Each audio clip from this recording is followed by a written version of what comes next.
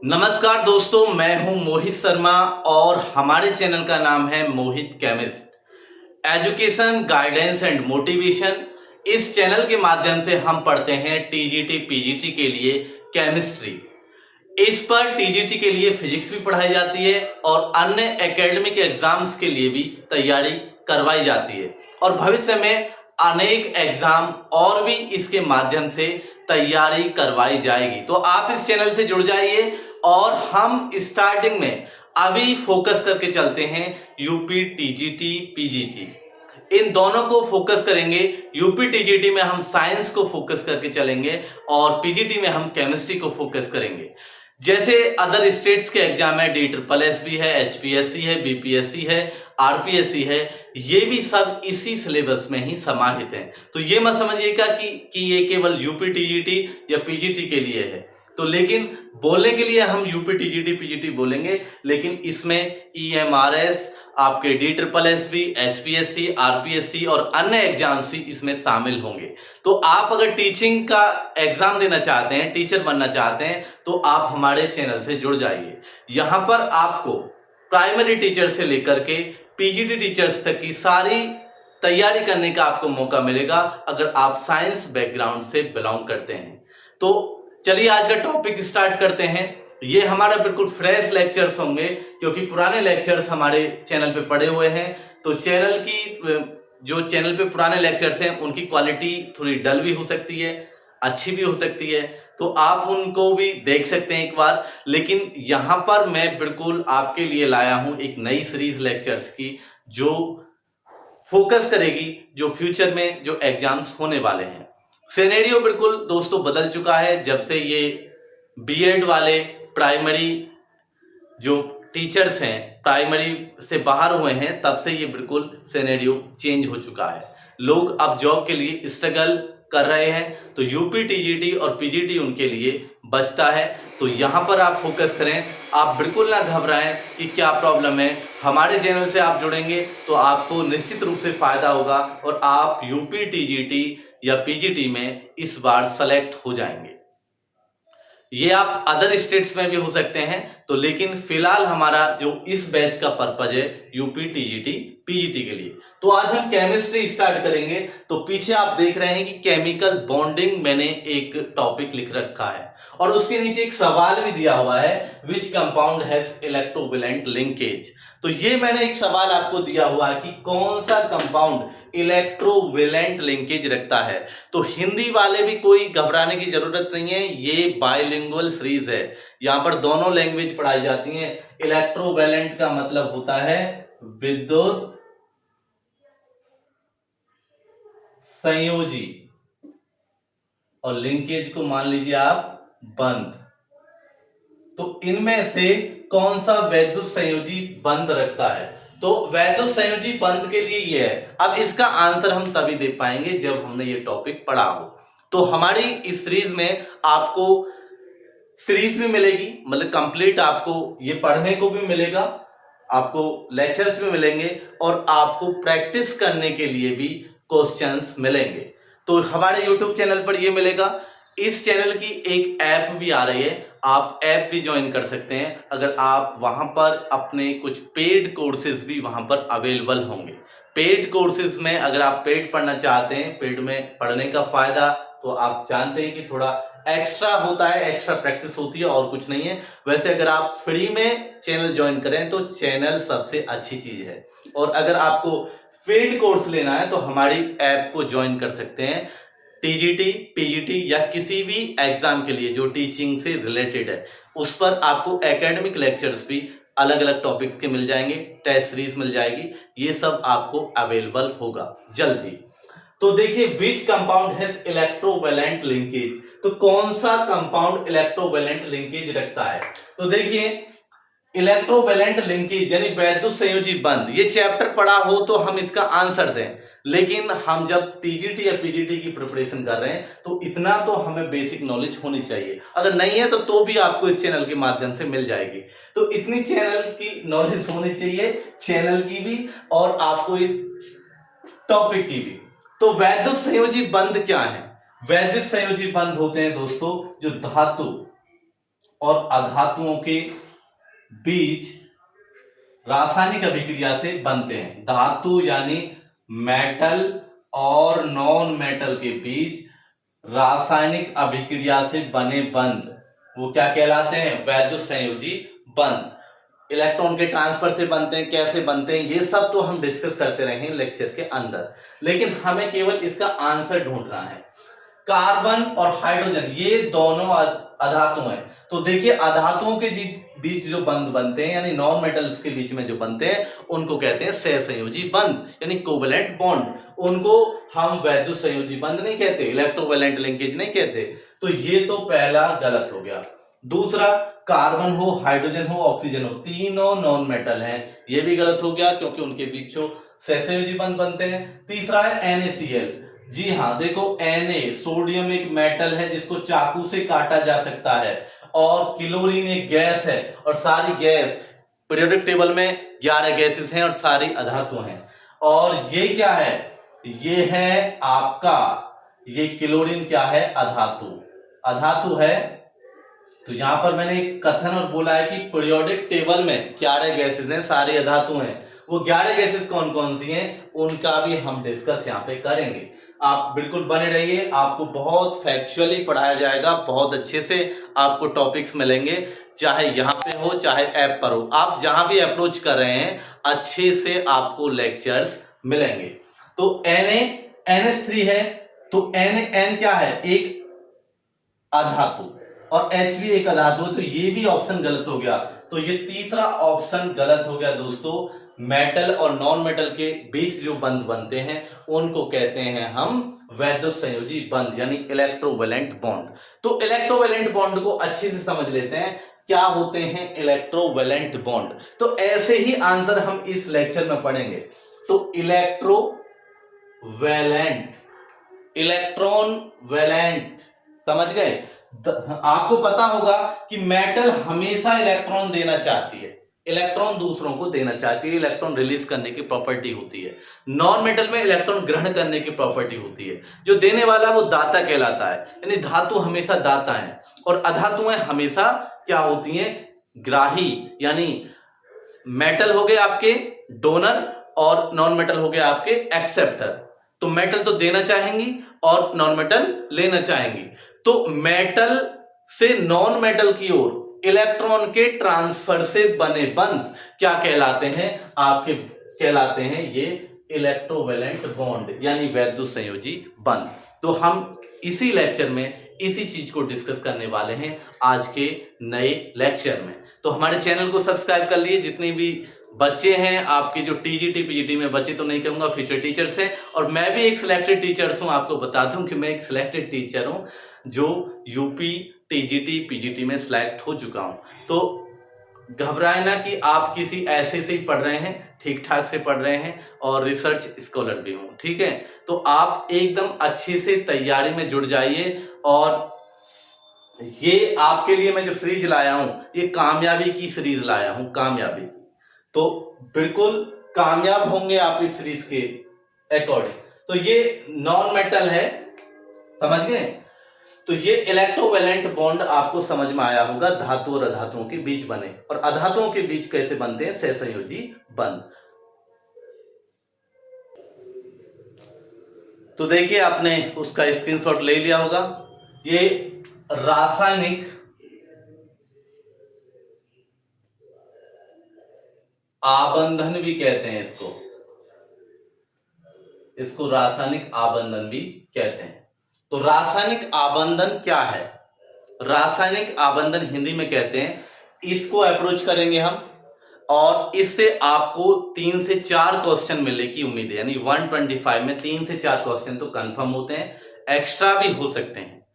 तो रासायनिक आबंधन, और जब हम इन चीजों को पढ़ते हैं तो केमिस्ट्री एक दूसरे से रिलेटेड है। टॉपिक्स क्या होते हैं? रिलेटेड होते हैं। एटॉमिक स्ट्रक्चर से केमिकल बॉन्डिंग से अन्य जो हम प्रॉपर्टीज पढ़ते हैं सबकी, तो ये सब रिलेटेड चीजें हैं, तो कोई भी चीज बेकार नहीं है।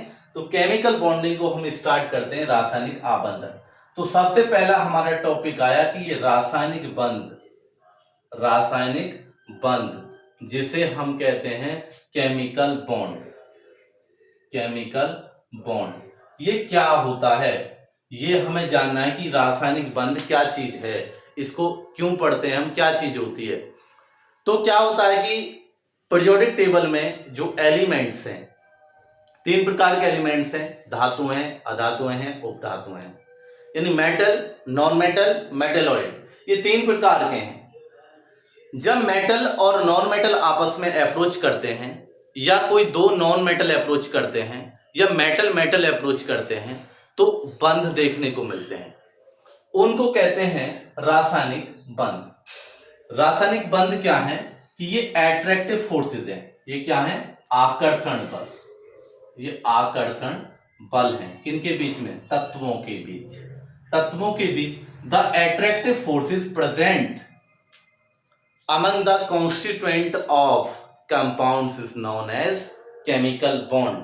किसी भी अणु के अंदर उसके परमाणुओं के बीच जो भी आकर्षण बल मौजूद होते हैं, उनको कहते हैं हम रासायनिक बंध। आप कॉपी लेकर के नोट भी कर सकते हैं कि रासायनिक बंध क्या है, कि किसी भी अणु के अंदर उसके जो कॉन्स्टिट्यूएंट है, उसके जो घटक हैं, एटम्स हो सकते हैं, मॉलिक्यूल्स हो सकते हैं, आयंस हो सकते हैं, उनके बीच जो आकर्षण बल है उनको हम केमिकल बॉन्ड कहते हैं। अब केमिकल बॉन्ड कितने टाइप के होते हैं, सबसे बड़ा प्रश्न कि कितने टाइप के ये हो सकते हैं। तो एक तो हो सकते हैं जो हमने अभी एक एग्जांपल लेकर ये लेक्चर शुरू किया था, जिसका नाम था वैद्युत संयोजी बंध। वैद्युत संयोजी बंध, ये वैद्युत संयोजी बंध यानी इलेक्ट्रोवैलेंट बॉन्ड। इलेक्ट्रोवैलेंट बॉन्ड, अब ये इलेक्ट्रोवैलेंट बॉन्ड को हम अच्छे से यहां पर समझने की कोशिश करेंगे। अब ये बात तो ये हो गई कि इलेक्ट्रोवैलेंट बॉन्ड है, ये सहसंयोजी बंध है। ये तत्व बंध बनाते क्यों हैं? जब भी कोई भी यौगिक का निर्माण होगा, जो आपको पदार्थ का वर्गीकरण मैंने लेक्चर्स में बता रखा है, नहीं है तो आप प्लेलिस्ट पे जाइए, प्लेलिस्ट में टीजीटी केमिस्ट्री के बहुत सारे लेक्चर्स आपको मिल जाएंगे, पढ़े हुए हैं, और नहीं पता तो भी चलेगा, और वहाँ से भी पढ़ सकते हैं, नए लेक्चर में भी आपको बताया जाएगा। फिलहाल मैं यहीं से स्टार्ट करना उचित समझ रहा हूँ, वैद्युत संयोजी बंध से। यह है आपका इलेक्ट्रोवैलेंट बॉन्ड। अब ये बात कर रहे थे कि रासायनिक बंध क्यों बनते हैं। रासायनिक बंध इसलिए बनते हैं जैसे यौगिक का निर्माण हो सके। 2 or more atoms combine together to form a molecule। किसी अणु को बनाने के लिए 2 या 2 से अधिक परमाणु लगते हैं, और वो एक दूसरे के बीच में क्या होते हैं, आकर्षण बल। उन्हीं आकर्षण बल को हम क्या कहते हैं, रासायनिक बंध। तो यौगिक बनाने के लिए या अणु बनाने के लिए कौन परमाणु साथ साथ आते हैं, उन्हीं के बीच जो एट्रैक्टिव फोर्स है उनको ही हम बंध कहते हैं। और एक टाइप के बंध पढ़ रहे हैं हम, वैद्युत संयोजी बंध। वैद्युत संयोजी बंध किनके बीच बनते हैं, धातु और अधातुओं के बीच। काम की चीज लिखिए, केवल काम की चीज हमें, क्योंकि 4 ऑप्शन में से एक सही ऑप्शन तक जाना है। आपका पर्पस आपको क्लियर होना चाहिए कि आपको कोई डिस्क्रिप्टिव एग्जाम में लिखना है, आपको सही ऑप्शन तक पहुंच जाना है। यानी मेटल और नॉन मेटल, मेटल और नॉन मेटल जहां भी आपको मिल गए, उनके बीच में कैसे बंद होंगे, उनके बीच में बंद होंगे इलेक्ट्रोवैलेंट बॉन्ड। ये बात आपको पता होनी चाहिए। अब इसमें डोनर कौन है, धातु हमेशा अधातु को इलेक्ट्रॉन प्रोवाइड कराएगी, धातु अधातु को इलेक्ट्रॉन देगी और इलेक्ट्रोवैलेंट बॉन्ड बन जाएगा। यह है कि धातु अधातु को इलेक्ट्रॉन ट्रांसफर करेगी तब बॉन्ड बनेगा। तो धातु और अधातुओं के बीच इलेक्ट्रॉन के स्थानांतरण से बने बंध क्या कहलाते हैं, वैद्युत संयोजी बंध कहलाते हैं। इंग्लिश में बोल लेते हैं, the bond formed between metal and non metal by transferring of electrons from metal to non metal is called electrovalent bond. तो आप नोट डाउन भी कर सकते हैं चीजों को। तो मेटल नॉन मेटल के बीच इलेक्ट्रॉन के ट्रांसफर से बने बंध क्या कहलाते हैं, इलेक्ट्रोवैलेंट बॉन्ड, वैद्युत बंध। अब वैद्युत बंध मैं आपको बता दूं कि रासायनिक बंध में सभी का एक पर्पज रहा है। क्या पर्पज रहा है? 4 कक्षाएं होती हैं बच्चों, कभी बच्चे कह दूं तो बुरा मत मानना।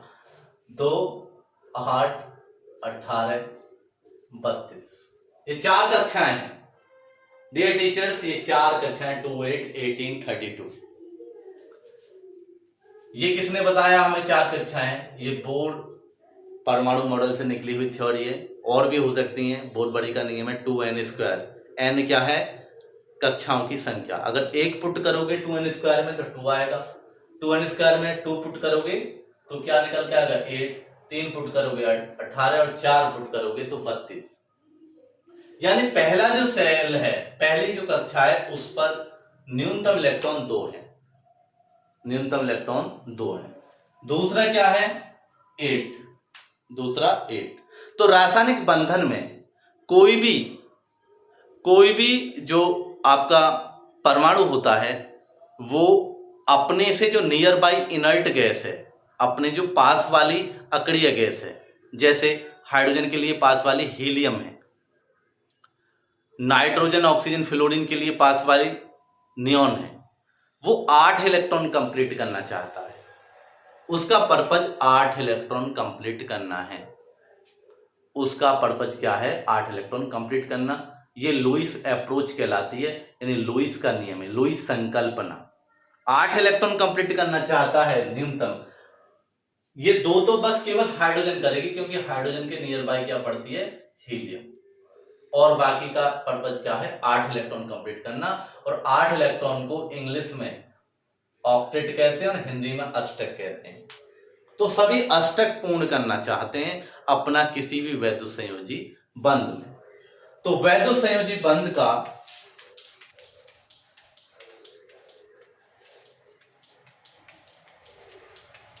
आपको एक एग्जांपल देते हैं, जैसे NaCl। अब इसमें Na एक धातु है और Cl एक अधातु है। Na का 11 होता है एटॉमिक नंबर, 281। और Cl का, अब कोई कहेगा कि मुझे तो ये आते नहीं है, घबराए ना, लेक्चर सारे मिलेंगे और लेक्चर अवेलेबल भी हैं पुराने वाले, आप वहां भी देख सकते हैं। पुराने में कोई इंटरेस्ट नहीं है तो हम नए सिरे से भी सीरीज को स्टार्ट करेंगे। आज आगाज किया है तो आगाज यहां से हुआ है, और जो बैक साइड की चीजें हैं वो भी कंप्लीट होती चली जाएंगी। ठीक है, 287। अब क्या पर्पज है कि सभी अपने आउटर मोस्ट में यानी बाहरी कक्षा में 8 इलेक्ट्रॉन कंप्लीट रखना चाहते हैं।